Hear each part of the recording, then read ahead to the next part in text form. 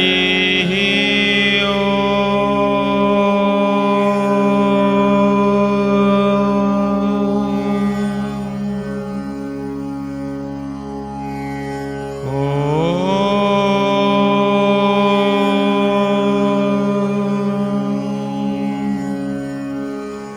नमो भगवते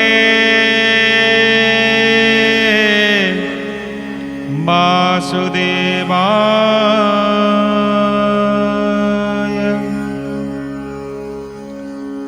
ॐ नमो भगवते पुरुषोत्तमाय। नारायणं नमस्कृत्यं नरं चैव नरोत्तमं देवीं सरस्वती व्यासं ततो जयमुदीरयेत्। मूकं करोति वाचालं पंगुं लंघयते गिरिं यत्कृपातमहं वन्दे परमानन्दमाधवम्। नारायणं परं देवा नारायणं पराक्षर नारायणं परां मुक्तिः नारायणं परां गतिः।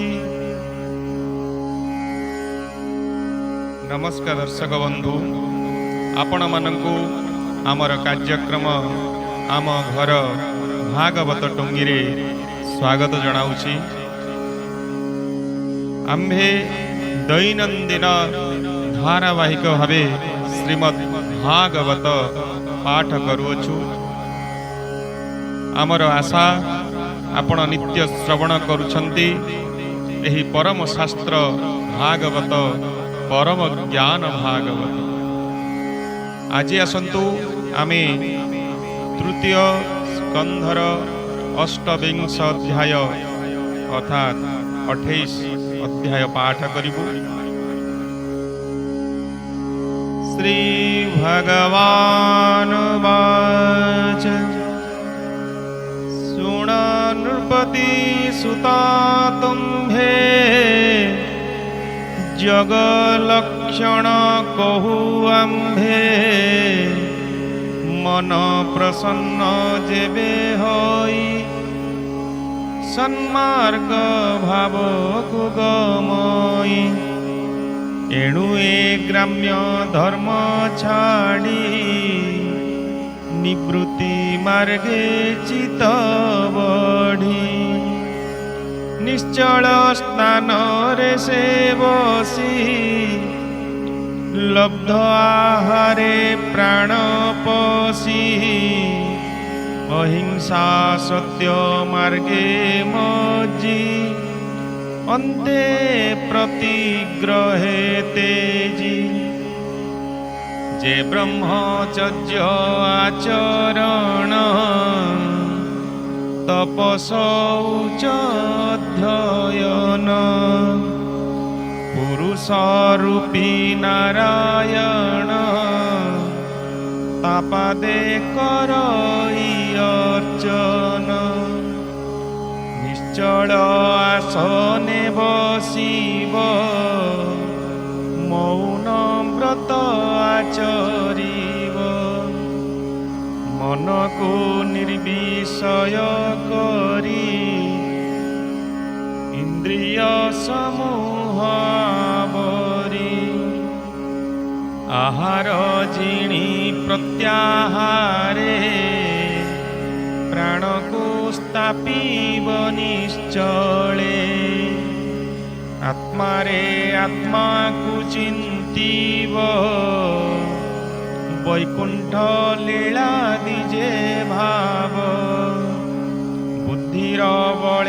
କର୍ମ ସାଧି ନିଶ୍ଚଳ ଯୋଗରେ ସମାଧି। ଏ ବିଧି ଅନ୍ୟ ମାର୍ଗେ ନାହିଁ, ଶୁଣ ଗୋ ମାତ ମନ ଦେଇ। ବିଶୁଦ୍ଧ ଦେଶରେ ଆସନ, କୃଶ କମ୍ବଳ କୃଷ୍ଣ ଜିନ। ସ୍ୱସ୍ତିକ ଆସନେ ବସିବ, ଆନନ୍ଦେ ଯୋଗ ଅଭ୍ୟାସିବ। ଯେ ପ୍ରାଣୀ ଅପର ବିବେକ, ପୂରକ କୁମ୍ଭ କରେ ଚକ। ଏ ମାର୍ଗେ ପ୍ରାଣକୁ ଶୋଧିବ, ନିଶ୍ଚଳେ ଚିତ୍ତରେ ଚିନ୍ତିବ। ଯେମନ୍ତେ ବାୟୁ ଅଗ୍ନି ଲାଗି, ଲୋହ ଦଗ୍ଧରେ ମଳ ତ୍ୟାଗୀ। ସେ ରୂପେ ପ୍ରାଣାୟାମ କଲେ, ଆତ୍ମା ନିର୍ମଳ ହୋଏ ଭଲେ। ସମସ୍ତ ଦୋଷ ଏଣେ ହରେ, ଯେ ବାପାତକ ପୂର୍ବେ କାଳେ। ପ୍ରତ୍ୟାହାରର ବଳେ ମନ, ଧ୍ୟାନରେ ଜାଣଇ ତ୍ରିଶଗୁଣ। ମନ ପ୍ରସନ୍ନ ଯେତେବେଳେ, ଯୋଗକୁ ସାଧିବ ନିଶ୍ଚଳେ। କଳା କାଷ୍ଠାଦି ଦଣ୍ଡେ କ୍ଷଣେ, ନାସିକା ଅଗ୍ରେ ସୁଲକ୍ଷଣେ। ଧ୍ୟାନେ ଚିନ୍ତନ୍ତି ଭଗବାନ, ଅନାଦି ପରମ କାରଣ। ଶ୍ୟାମ ସୁନ୍ଦର କଳେବର, ବଚନ ଅମୃତ ମଧୁର। ପ୍ରସନ୍ନ ବଦନ ସୁନ୍ଦର, ତେଜ ଦେବଙ୍କୁ ଆଗୋଚର। ଶ୍ରୀବତ୍ସ ଚିହ୍ନ ବକ୍ଷସ୍ଥଳେ, କିବା ଉପମା ଦେବା ଭଲେ। ମୁକୁତା ଚାପ ସରି ହୋଇ, କଣ୍ଠେ କୌସ୍ତୁଭ ମଣି ସହି। ଲମ୍ବିତ ତାର ପୃଷ୍ଠ ଦେଶେ, ପାଟଳ ପ୍ରାୟେ ସେ ପ୍ରକାଶେ। ଅମଳ ବନମାଳ ଗଳେ, ମନ ଭ୍ରମଇ ମଧୁ ଭଳେ। ମଧୁର ଧ୍ୱନି ସେ କରନ୍ତି, ଆନନ୍ଦେ ଉଡ଼ି ପନ୍ତି ପନ୍ତି। କିରୀଟ ଅନଙ୍ଗ ବିରାଜେ, ଅମୂଲ୍ୟ ହାର ହୃଦେ ସାଜେ।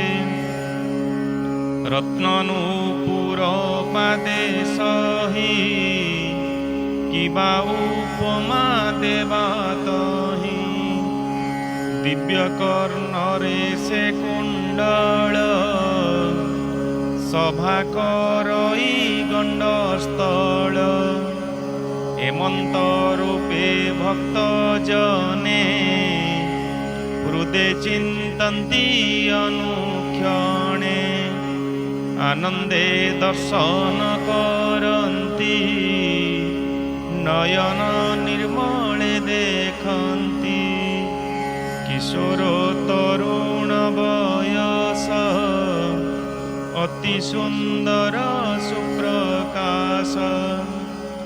ସର୍ବଲୋକଙ୍କ ନମସ୍କୃତ୍ୟ, ଅବ୍ୟୟ ସୁଶାନ୍ତ ମହତ। ଭକ୍ତାନୁଗ୍ରହ ସେ ଅଟନ୍ତି, ଭକ୍ତର କଷ୍ଟ ନ ସହନ୍ତି। ଯାହାର ଯଶ କୀର୍ତ୍ତି ସାର, ତୀର୍ଥଙ୍କ ପ୍ରାୟେ ପାପହର। ଯାହାର କୀର୍ତ୍ତି ପୁଣ୍ୟ ଶ୍ଲୋକେ, ଗାୟନ କରୁଛନ୍ତି ମୁଖେ। ସମଗ୍ର କରି ତାଙ୍କ ଦେହି ନିତ୍ୟ ଚିନ୍ତିବ ଚିତ୍ତେ ଧ୍ୟାଇ ଆସନେ ବସି ଏକାନ୍ତରେ ଗମନ ଶୟନ ଗୁହାରେ ଅଙ୍ଗକୁ ଅଙ୍ଗ ପ୍ରତି ଧ୍ୟାନ ଚିନ୍ତିବ ବିଷ୍ଣୁର ଚରଣ ଧ୍ୱଜ ଅଙ୍କୁଶ ବଜ୍ର ଚିହ୍ନ ପଦ୍ମ ସହିତ ଯେ ଲାଞ୍ଚନ ତୁଙ୍ଗ ସୁରଙ୍ଗ ପାଦ ଦୁଇ ନଖ ଚନ୍ଦ୍ରିକା ବିରାଜଇ ମହତ ହୃଦ ଅହଙ୍କାର ଧ୍ୟାନେ ଭଜଇ ନିରନ୍ତର ଚାପାଦକ ଗଙ୍ଗା ନୀର ଶିରରେ ବହିଛନ୍ତି ହର ଜାନିର ବ୍ରହ୍ମାଣ୍ଡ ମଧ୍ୟରେ ସ୍ନାନ କରନ୍ତି ସୁର ନରେ ପାପ ଶୈଳ ବଜ୍ର ପ୍ରାୟ ଜାପାଦ ନାଶଇ ନିର୍ଭୟ ସେ ପାଦ ପଦ୍ମ ଧ୍ୟାନ କରି ନିତ୍ୟ ବନ୍ଦଇ ଚିତେ ଧରି ସେ ପାଦ ପଦ୍ମର ମହିମା କେ କହି ପାରେ ଗୁଣ ସୀମା ଜାପାଦ ଯୁଗ ମନୋହର ବ୍ରହ୍ମା ସେବଇ ନିରନ୍ତର ଆଜାନୁଲମ୍ବୀ ଭୁଜମାନ କେଉର କଙ୍କଣ ଶୋଭନ ତୁଳସୀ କୁସୁମର ପ୍ରାଏ ଅଙ୍ଗ ତାହାର ଶୋଭା ପାଏ ତଡ଼ିତ ଜିଣି ପୀତାମ୍ବର କାଞ୍ଚନ ଦାମ ମନୋହର ଏ ବିଶ୍ୱ ଯାହାର ହୃଦର ସପ୍ତ ସମୁଦ୍ର ଦ୍ୱୀପବର ଜାହ୍ନବୀ ପଦ୍ମ ବ୍ରହ୍ମା ଜାତ ଅଖିଳ ବ୍ରହ୍ମାଣ୍ଡର ନାଥ ଏମନ୍ତ ଭାବେ ଯାହା ଚିନ୍ତି ଅପରେ ହୃଦୟ ଆକୃତି ମର୍କତ ମଣି ପ୍ରାୟ ଶୋଭା ସ୍ତନ ଯୁଗଳ ଦିବ୍ୟ ପ୍ରଭା ତା ମଧ୍ୟେ ବିଶୋଦ ଯେ ହାର ଅତ୍ୟନ୍ତ ଶୋଭା ସେ ସୁହୃଦର ଲକ୍ଷ୍ମୀ ଭୂଷଣ ବକ୍ଷସ୍ଥଳେ ଅର୍ଦ୍ଧେକ ସଭାମଣି କରେ ଅଖିଳ ଲୋକ ମନୁସୂତ ସଭା ଯେ କରେ ଜନ୍ମ ମାତ୍ର ମନ୍ଦର ଗିରି ଶୃଙ୍ଗ ପ୍ରାଏ ତାବୁଜ ଦଣ୍ଡ ସଭା ପାଏ ଯେ ଚକ୍ର ଧରିଛନ୍ତି କର ଅପରିଣମର ତେଜ ତାର ତାକର ପଦ୍ମ ଚକ୍ରେ ଶୋଭା ରାଜହଂସର ପ୍ରାୟ ଆଭା ଦାନବ ରୁଧିରେଣ ଯୁକ୍ତ ଗଦାଏ ଅଛି ତାର ହସ୍ତ ଭୂତାନୁଗ୍ରହ ତା ଶ୍ରୀମୁଖ ସୁସ୍ମିତ ସୁରଙ୍ଗ ସୁରେଖ ଶ୍ରବଣେ ମକର କୁଣ୍ଡଳ ଚଳନ୍ତି ଯେହ୍ନେ ବିଦ୍ୟନ୍ମାଳ ତୁଙ୍ଗନାରଙ୍ଗ ଦିବ୍ୟ ଶୋଭା କୁଣ୍ଡଳ ଅଳି ଗଣ୍ଡ ପ୍ରଭା ଲୋଚନ ଯୁଗ ପଦ୍ମ ପ୍ରାଏ ଭୃଙ୍ଗର ବିତି କିବା ସୋହେ ଏମନ୍ତ ରୂପ ଯେବା ଧ୍ୟାନ ଆନନ୍ଦେ କରେ ଅନୁକ୍ଷଣ। ତାହାକୁ ପ୍ରଭୁ କୃପା କରେ ଏ ଘର ତାପତ୍ରୟ ହରେ। ଏଣୁ ଏ ରୂପ ଗୁଣ ଧ୍ୟାନେ ନିତ୍ୟ ଚିନ୍ତିବ ଦୃଢ଼ ମନେ। ଅଖିଳ ଲୋକ ତାହା ହରେ ଯେ ମନ୍ଦ ହାସ ଶ୍ରୀମୁଖରେ। ମକର ଧ୍ୱଜ ଚାପ ପ୍ରାଏ ଭୃଭଙ୍ଗ ଯୁଗ ତାର ସହେ। କଟାକ୍ଷ ସରପନ୍ତି ହୋଇ ମୁନିମାନଙ୍କ ମନ ମୋହି। ଏଣେ ମୋହିତ ମୁନି ଜନେ ଧ୍ୟାନ କରନ୍ତି ଅନୁକ୍ଷଣେ। ତାହାର ଉଚ୍ଚ ହାସେ ଧ୍ୟାନ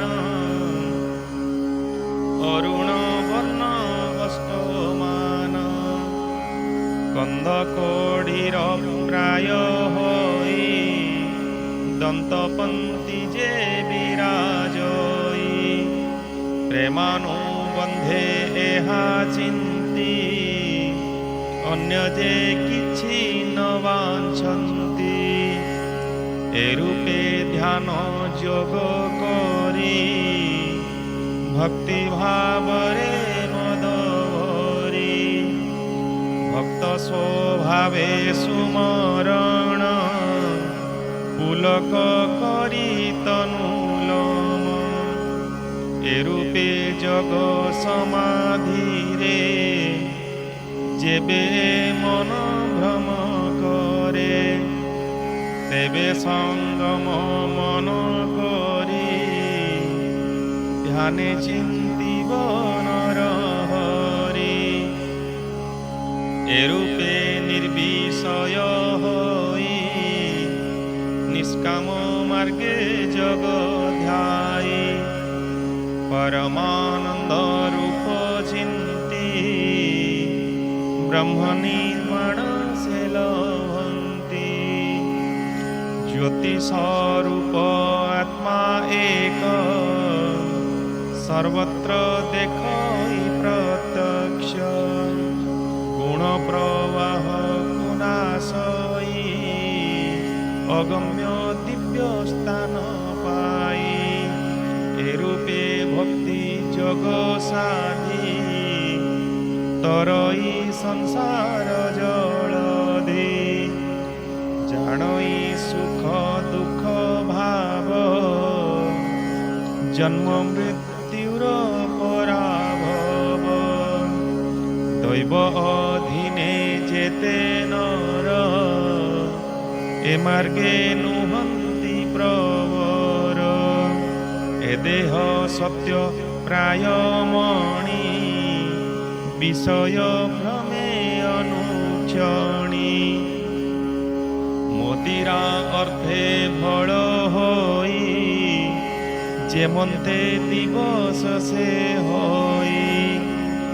ସେ ରୂପେ ପ୍ରବୃତ୍ତି ନିବୃତ୍ତି ଅଜ୍ଞାନେ ତାହା ନ ଜାଣନ୍ତି।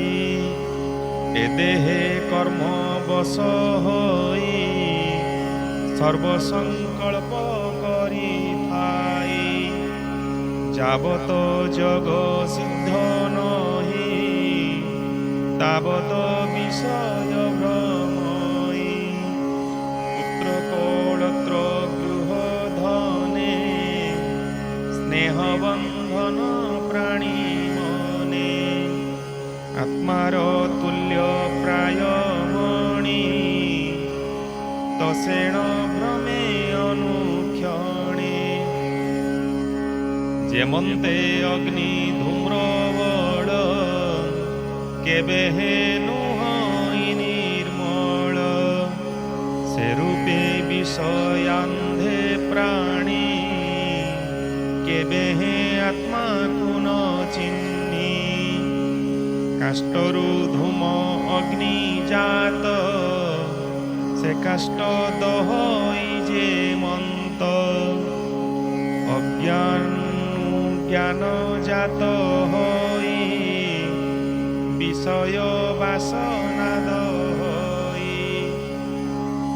ভূত ইন্দ্রিয় গণ যেতে প্রধান পুরুষ সহিতে এক অনেক রূপ হই ব্রহ্মাণ্ডে লীলা সে করই হেমন্ত ভাবে ব্রহ্ম জ্ঞান প্রাণী চিন্তন্তি অনুক্ষণ এ সর্বভূত তার দেহি সে সর্বভূত মধ্যে থাই হেমন্ত ভাবে সর্বভূতে অন্যান্যে দেখিব নিরতে সে জ্যোতির্ময় আত্মা জনি গুণ প্রবাহ ভেদে ঘেনি শত শত আত্মা সেহি তা বিনু অন্য নাহি কেহি পরম ভক্ত ভাব এহি এভাবে চিন্ত মন দেই তেবে এ সংসার তরিব শ্রীকৃষ্ণ চরণ লভিব ঘমাত সাধ এহি যোগ হেলে তরিব ঘর দুর্গ কহই বিপ্র জগন্নাথ সুজনে চিন্ত এহি পথ এণে সংসারু তরি জীব নাহি যাতনা পরাভব ইতি শ্রীমদ্ ভাগবতে महापुराणे पारमहंस्यां संहितायां वैयासिक्यं तृतीयस्कन्धे कपिलदेवहूति संवादे नाम अष्टविंशोऽध्यायः।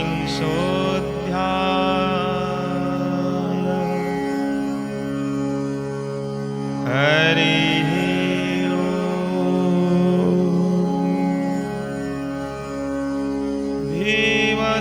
भीमस्यापिरणो भङ्गे मुनिरपि मतिभ्रमा यदि शुद्धम् अशुद्धं वा मम दश न विद्यते यदक्षरं पदभ्रष्टं मात्राहीनं च यद्भवेत् तत्सर्वं क्षम्यतां देव जगदीश्वर मा